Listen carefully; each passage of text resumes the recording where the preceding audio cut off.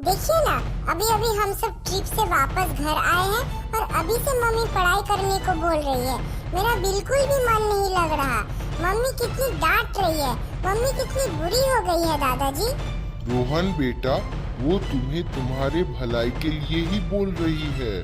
वो तो अपनी जगह बिल्कुल सही है।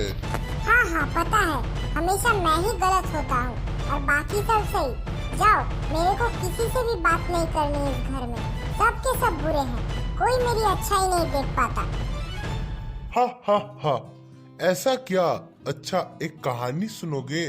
बहुत पुराने दिनों की बात है, जब हमारा भारत अंग्रेजों की कब्जे में हुआ करता था।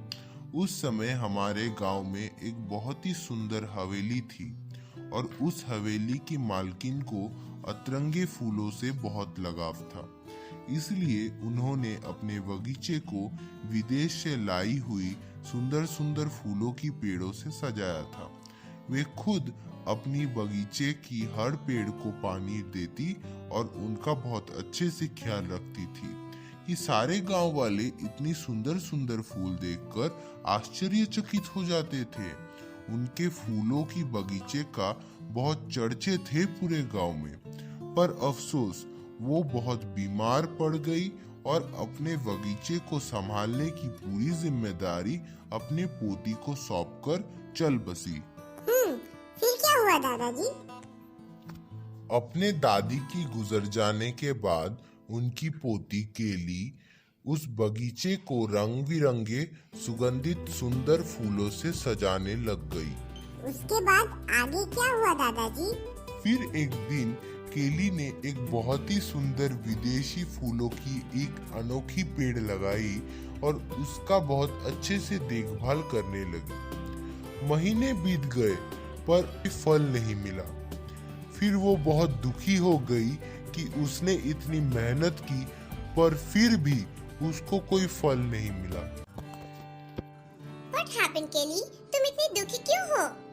मदर रीटा, आपको तो पता ही है कि मैंने इतनी मेहनत की उस पेड़ को लगाने के लिए, फिर भी उसमें कुछ फल ही नहीं हुआ। मैं सोच रही हूँ कि उस पेड़ को काट ही डालूं, उसकी जगह कोई और नई पेड़ आ जाएगी। Have patience, my child. थोड़ा सब्र करो, सब्र का फल हमेशा मीठा होता है। चलो देखो, कोई है, दरवाजे पे डोरबेल रिंग हो रहा है। जाओ जाके दरवाजा खोलो। चलो चलो जाओ। अब कौन आ गया? चलो देखते हैं। ओह म्यूजिक आंटी, आप आइए आइए, वेलकम वेलकम, प्लीज आइए ना। हेलो केली, तुम कैसी हो? मैं ठीक हूँ, आप कैसी हैं म्यूजिक आंटी? मैं तो बहुत ज्यादा खुश हूँ केली, पर तुम कुछ मुझे ठीक नहीं लग रही हो। तुमने जो पेड़ लगाया था ना, वो विदेशी फूलों वाला, उस पेड़ से बहुत ही सुंदर फूल निकल के आए हैं। तुमने देखा है क्या? हाँ, क्या बात कर रही हो आप म्यूजिक आंटी? मैंने तो कोई फूल नहीं देखे। मैंने तो उस पेड़ को लगाने के लिए इतनी ज्यादा मेहनत की, पर फिर भी उसमें कोई फूल नहीं आए हैं। नहीं नहीं केली, उसमें से तो बहुत ही खूबसूरत सुंदर फूल आए हैं और इसीलिए आज मैं आई हूँ तुम्हारे घर तुम्हें थैंक्स बोलने के लिए। थैंक यू सो मच केली, उस पेड़ को लगाने के लिए। उस पेड़ की वजह से मेरी पूरी बगीचे में रंग भर गए। उसमें से तो बहुत ही सुंदर खूबसूरत फूल आए हैं। चलो मेरे घर पे चल के देखते हैं।